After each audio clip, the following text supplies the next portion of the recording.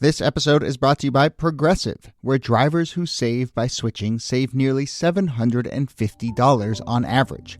Quote now at progressive.com. Progressive Casualty Insurance Company and affiliates, national average 12-month savings of $744 by new customers surveyed who saved with Progressive between June 2022 and May 2023. Potential savings will vary.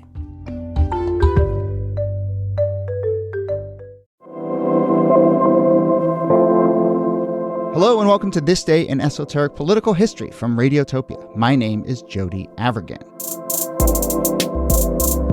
This day, December 17th, 1978. Americans around the country are beginning their holiday travels, getting ready for road trips and train trips, and of course, the dreaded holiday flight. But one thing to know about the holiday travel season in 1978, it is the last holiday travel season before the Airline Deregulation Act would go into effect starting on January 1st of the next year. And while the Airline Deregulation Act of 1978 might be the thing that more than any has led to this modern idea and feeling we have that flying kind of sucks, right? So we figured it would be good to do this episode around this holiday season when many of you are probably going to be asking that question, why does flying suck so much? And here to discuss is Ganesh Sitaraman, author of the new book, Why Flying is Miserable. Ganesh, welcome to the show, and your publisher didn't let you put the word suck in your title, huh? You had to say miserable? Yeah, I thought it would be a little more accessible to younger readers, too, if right. without putting suck in the title. Fair enough. A couple other things about the book. I should point out that the full title is Why Flying is Miserable, ... and How to Fix It. So we will get to that part, too. And Ganesh, you're a professor of law at Vanderbilt University. And guess what? Also here on the show, Nicole Hemmer of Vanderbilt. Hello there. Hello, Jody. It's nice to have a little Vanderbilt reunion. We've had We've had so many Howard University reunions with Kellie Carter Jackson, and now it's finally my time in the sun. That is Kellie Carter Jackson of Wellesley, Howard alum. Hello, Kellie. Hey there, guys. So, Ganesh, you're a professor of law. You worked for Elizabeth Warren, which means you kind of know how legislation gets written, how legislation affects the real world. So I think we can kind of dig into this Airline Deregulation Act with you. Can you take us to the fall of 1978, right before it goes into effect? I mean, what was flying like in that moment? And then we'll talk about how it changed maybe as a result of this act. I'm going to start actually a little bit before that. I actually want to go back to 1938, 40 years earlier. And I think a lot of people today don't really know how airline regulation worked before deregulation. And what Congress wanted in the 1930s was to ensure that there was stable, reliable airline service all around the country. And we have a gigantic country, pretty big. And there's a lot of cities, small towns, and they wanted to connect every place together. And so they built a system in which there was a regulator, the Civil Aeronautics Board, and they were told to pursue a kind of Goldilocks strategy of regulated competition. Not so much competition that the airlines would price each other out of business, go bankrupt, or need subsidies, and not so little competition that there would be monopolies, and that those monopolies would then exploit people. And so the way the airline did this was through regulating routes. It allocated routes to different airlines. It said, you're an airline, you want to fly a really high volume route like San Francisco to Seattle. That's great. We're also going to make you fly San Francisco to somewhere in Alaska where there's a lot less volume. And that's how we're going to make sure that there's service all over the country. And you're going to make the math work on your end. This was a system that was stable, it was reliable, and it was working pretty well. And it was all based on the idea that airlines were not a normal competitive business like a restaurant or a retailer. They were more like a public utility, an essential service for the country. And so by the time of the 1970s, the airline system was more accessible to people than it had been before. It was safer than it was before. You had these jets that were operating. And because prices were regulated in a way that ensured equal fares for equal miles, so you paid more if you were flying a long distance, less if you're flying a shorter distance, the airlines competed on service. And so in the 70s, you had piano bars in airplanes and steak meals and free alcohol and all kinds of amenities because the airlines needed to entice you to come in. And the way they could do that was better quality service because prices were controlled. And what was so striking in the 70s is that, there were a set of people who thought this was terrible. And they said this whole system looks like a government-run cartel, and we should just let airlines fly wherever they want, whenever they want, to charge whatever they want, and everything will be better. We won't have any real downsides, and prices will go down. And that was a pretty good vision, and Congress bought it, and that's what led to the Airline Deregulation Act in '78. One small little point on that, though. Were prices relatively high? I mean, was air travel affordable for all? So this is one of the great debates, and maybe the biggest debate, and the biggest talking point you'll hear from people who are pro-deregulation is flying was really expensive. Then we had deregulation, and prices have come down, and it's made it more accessible to everyone. And that is true. Flying was more expensive during regulation. It became less expensive afterwards. But what's also true is that if you look at the chart of prices from 1978, to today, you'll see prices going down at a pretty consistent rate. But if you move that chart back to 1950, prices were going down the whole time at a consistent rate. And it wasn't like there was a big disjuncture in 1978 that we could show that was the thing that drove it. Similarly, the number of people flying was going up the whole time from the 1950s onward. And actually, some of the biggest things that made that more accessible were really increases in safety, where, this is not that in the 1950s, this is not even that old of a technology. I mean, the Wright brothers, 1903. I mean, we're talking less than a half century. First few decades are just figuring out how to fly. You can't really do it at scale.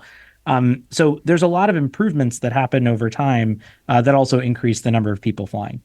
What I love about that earlier model of regulated air travel is that it's such a progressive era New Deal program, right? That idea that it should be regulated like electricity or like telephone lines, because capitalism doesn't necessarily work to serve people with necessary services. The government had to come in to do rural electrification because it didn't make sense for electric companies to lay lines to go to like 5 farmhouses in the middle of nowhere. So the government steps in and it says, no, like these farmhouses deserve to have electricity, and that's going to help the economy overall. It's going to be great for everyone to be hooked up into the electric grid. And they're coming to air travel with that same kind of mindset. Like, let's make this a real connective industry that's available, maybe not at first to everyone because of these very high prices, but let's make it so that it's available to everyone.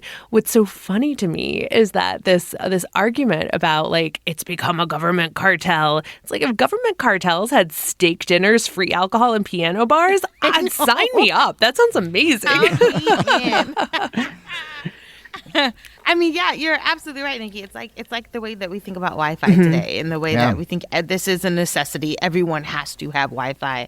And I think of travel the same way. I live far away from my family. It would take me 2 days at least in a car to be able to get to my family, or any international travel. I mean, you can forget about it if you got to go by boat. But for me, it was the service element that you talked about, especially when you think about service now on airlines is just like in the toilet. Here's your pretzels or peanuts or whatever. But like to think about the luxury that came along with being on an airliner, like the hospitality service, it made you feel like you were a part of something where now you fly and it's just like you're schlepping it to Minnesota or wherever. And it has a completely different feel. Yeah, that's totally right. And what's wild about it is, to your point, Nicole, like this model of understanding that there are some things that are basic utilities was not just progressive and New Deal. I mean, it really went back to the English common law. I mean, it was hundreds and hundreds of years old. And what was so radical, I think, about deregulation is that the people in the 70s pushing it were just saying that these businesses that are actually different because they have economies of scale and network effects and barriers to entry, all these, economistic sounding things that basically say they're not likely to be very competitive and they're going to be natural monopolies or oligopolies, that we shouldn't have any regulation for those kind of businesses. And that the only thing we should care about is efficiency in a very specific way for the company.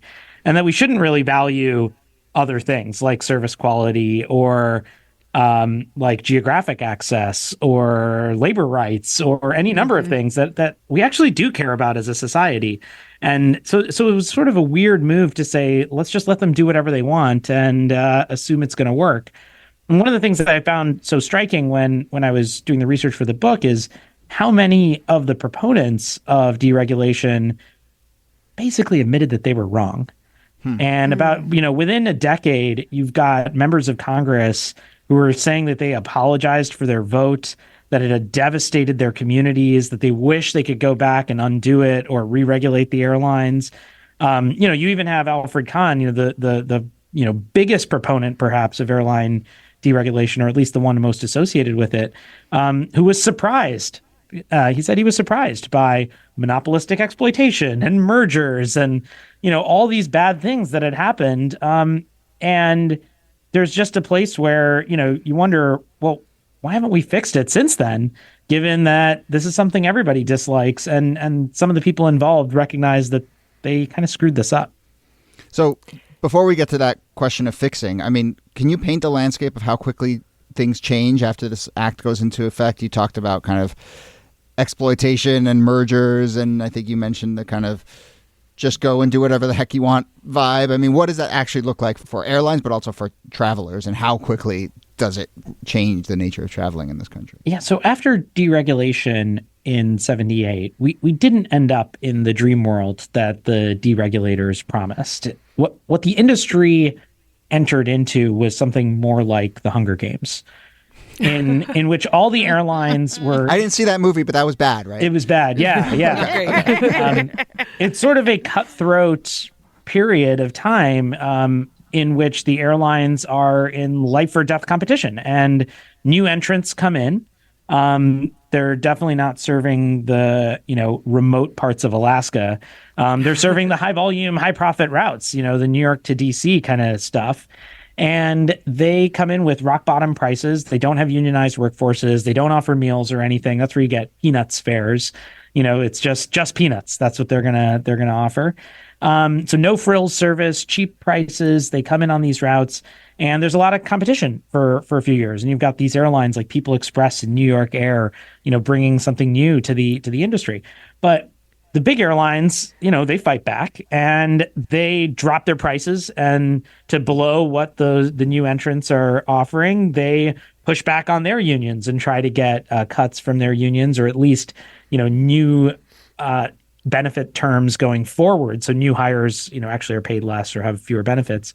They would even do things to these startup airlines like sandwich flights. So if you had a 10 a.m. flight, if you were New York Air, a big airline would come in and they would have a 9:58 a.m. flight and a 10:02 flight at a lower price and with higher quality service.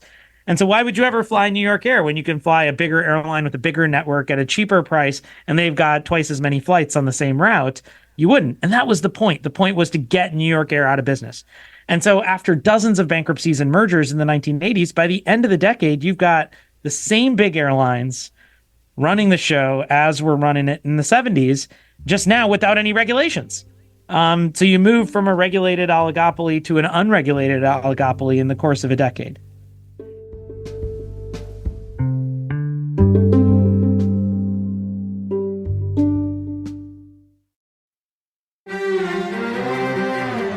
You're used to hearing my voice on the world, bringing you interviews from around the globe. And you hear me reporting environment and climate news. I'm Carolyn Beeler. And I'm Marco Werman. We're now with you hosting The World Together.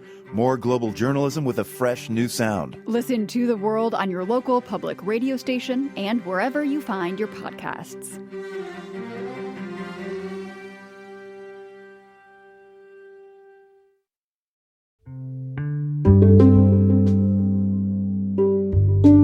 Ganesh, the picture that you're painting is sort of a conservative dream, right? Deregulation, capitalism takes over. But this was spearheaded by people like Ted Kennedy and Jimmy Carter. How do you explain the prominence of Democrats at this early stage of the deregulation craze that would take over the U.S.? Yeah, so I think there's a few things going on in the 70s. So first, there's a big economic crisis in the 70s. Inflation, oil shocks, demand goes down for flying. So there's a set of economic conditions in the background that are operating that I think make the set of ideas usually associated with the Chicago School of Economics, a kind of more, government forcing laissez-faire on people might be the way people these days would talk about it, but a move towards more marketization, less regulation, less antitrust enforcement, austerity, trade liberalization. And that neoliberal set of ideas gets picked up on both sides, Republicans and Democrats. And in the 70s, that's combined with the rising consumer movement that's often associated with Ralph Nader, but that Ted Kennedy and Stephen Breyer, later Supreme Court Justice, but then Harvard Law professor and advisor to Ted Kennedy, pick up on. I think it really portends the future in a real way of the deregulation to come that is bipartisan, and that includes deregulation across other areas that were regulated, like utilities.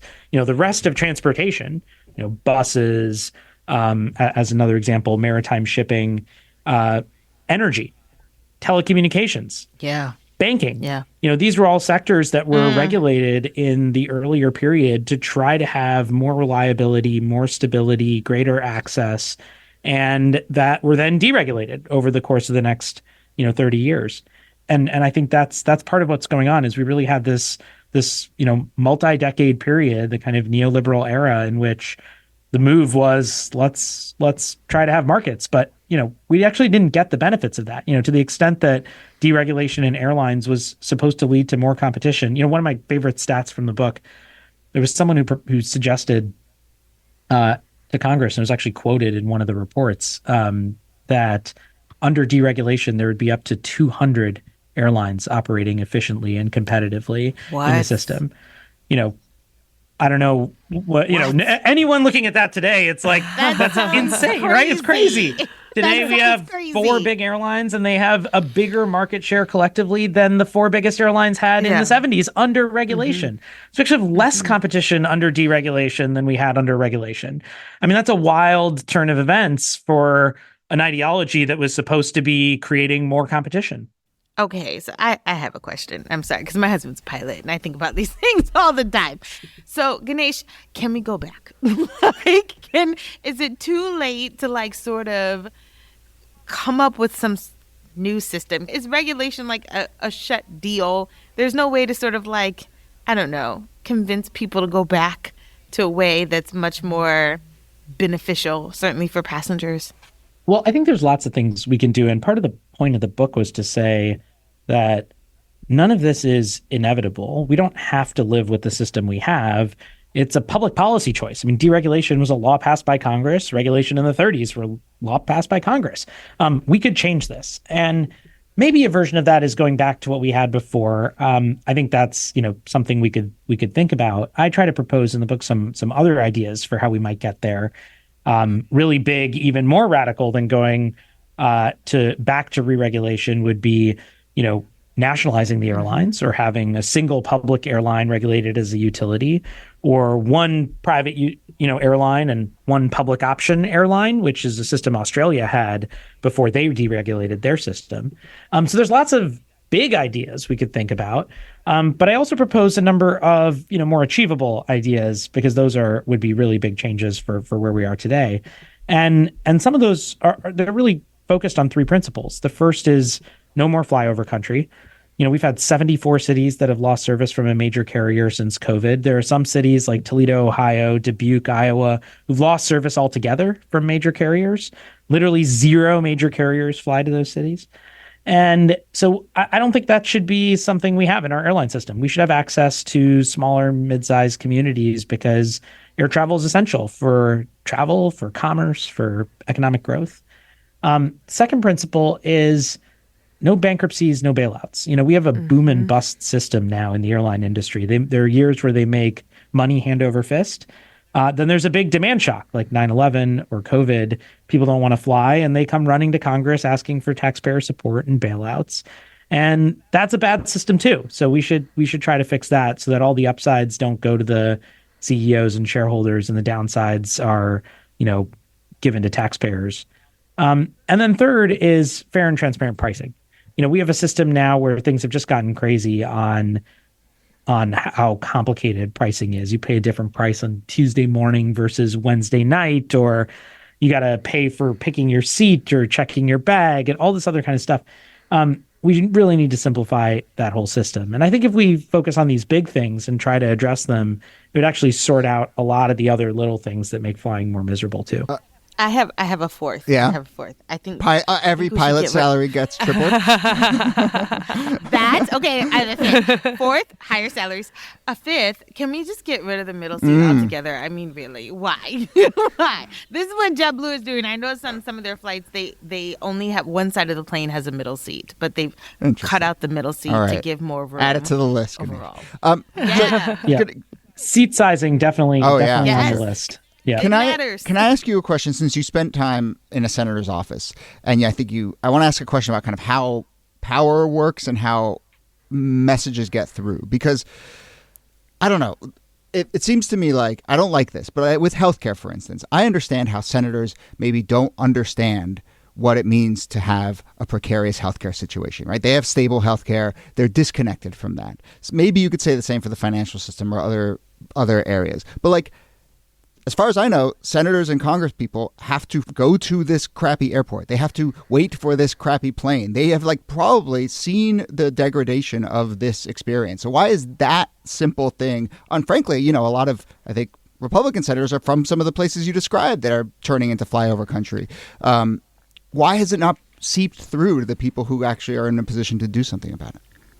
So I think one of the biggest things is just the conventional wisdom and ideology around this topic. I mean, if you still talk to people over the last decade about this in the policy world, the general view is airline deregulation was hugely successful, maybe one of the most successful policies of all time, and that everything is great and it's all better than it was, and that's good. And that's the general view about this from economists and a lot of other policy people. And it's both a conventional wisdom that's just sort of in the background where people don't really think that hard about it, but it's also an ideological commitment to the kind of neoliberal tenets of deregulation and privatization that I talked about earlier. And I think that's being challenged in a whole bunch of areas now. There's people in the government who are a lot more interested in antitrust than anybody's been interested in 40 years. There's people thinking about trade differently than people have in 40 years.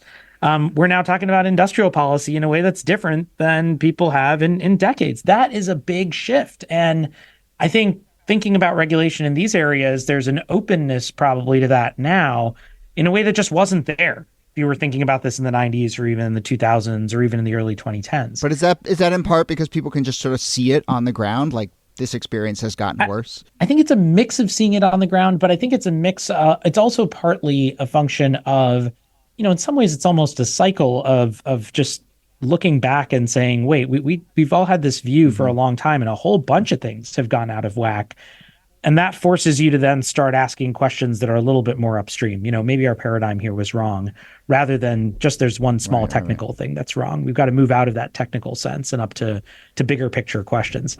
I think we're at a moment now where that kind of reevaluation of the bigger picture is possible. And I hope the book contributes to that and will get people thinking, hey, maybe there's a different way, and maybe we should think about our history differently and what happened, and not have this triumphalist attitude, but see that there were pros and cons to both systems. I mean, regulated system had its cons, the deregulations had its pros, but we need to understand those things and decide maybe we want to make a different set of trade-offs going forward. So to me, Jody, that's the big one. And the second thing is, lobbying is really important, right? I mean, the airlines have lobbyists, and they can run ads and promote their interests, and passengers don't. But what gives me hope is that, people are pretty angry about this and really find it frustrating. I think it's a popular issue for a lot of people, and we get a lot of support. And then the other thing is, on my analysis, I think we're going to have another crisis in the airlines. Maybe it's not this year or next year, but it'll happen eventually, like 9/11, like COVID, and they're going to come to Congress. They're going to ask for a bailout again, or a taxpayer support program, or something like that. And my hope is at that moment, the members will say enough is enough. Like, this time's different. we'll give you the money, but we're also going to put some real rules in place that change how the system works.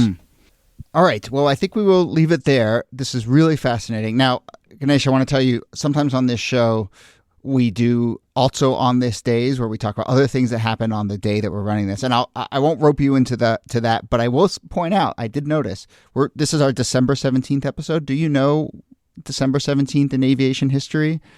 You hinted at it earlier. Other things on December 17th? A big one that you hinted at earlier. Oh, interesting. Yeah. 12 seconds. December 17th was the Wright brothers in Kitty Hawk. Yeah, so it went up for like 12 seconds and basically fell apart, which I think I was on a Spirit Airlines flight the other day that basically did the same thing. Yeah, that's great. Actually, that's nice. 120 years of flight. Lovely symmetry. So nice symmetry. So there it is. That's our also on this day. But look, the new book is Why Flying is Miserable and How to Fix It. Ganesh Sitaraman of Vanderbilt is the author of that new book. This has been really, really fascinating. I know there's a ton more history in that, so folks go check it out as you're sitting there waiting for your flight to board, your delayed flight to board. This is a good book to read while you're doing that. So thank you so much for doing this, and happy holidays to you. Thanks for having me. And I should say, we just added Ganesh's book to the list that we have of all the books written by authors who we featured on this day this year. So a little bit of a holiday book gift guide if you're looking for something last minute. So there's a link to that book list in our show notes. And also we sent it out in our newsletter. So if you go and find the newsletter archive and subscribe to the newsletter, you will also find that list there. But anyway, we will leave it there. Nicole Hammer, thanks to you. Thank you, Jody. And Kellie Carter-Jackson, thanks to you. My pleasure. Thanks for listening. Our researcher and producer is Jacob Feldman. Our producer is Brittany Brown. Our transcripts, which you can find on our website, are done by Kala Nakua. This Day in Esoteric Political History is a proud member of Radiotopia from PRX, a network of independent, creator-owned, listener-supported podcasts. Audrey Mardovich, executive producer. Yuri Lasordo, director of operations. Thanks to all of you who support this show by being members of Radiotopia. Find transcripts, sign up for our newsletter, find us on social, suggest topics, all that and more at our website, thisdaypod.com. See you soon.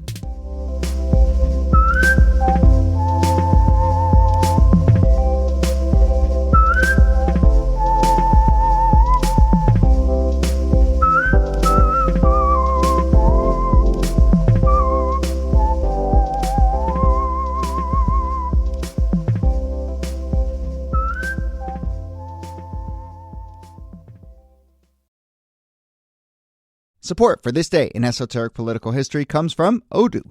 What is Odoo? Well, Odoo is the only software your business will ever need. Featuring a suite of integrated business applications, Odoo connects your business operations together so you can get more done in less time. Odoo has apps for everything: CRM, accounting, sales, HR, inventory, marketing, manufacturing, you name it, Odoo's got it. To learn more, visit odoo.com/thisday. That's odoo.com/thisday. Radiotopia.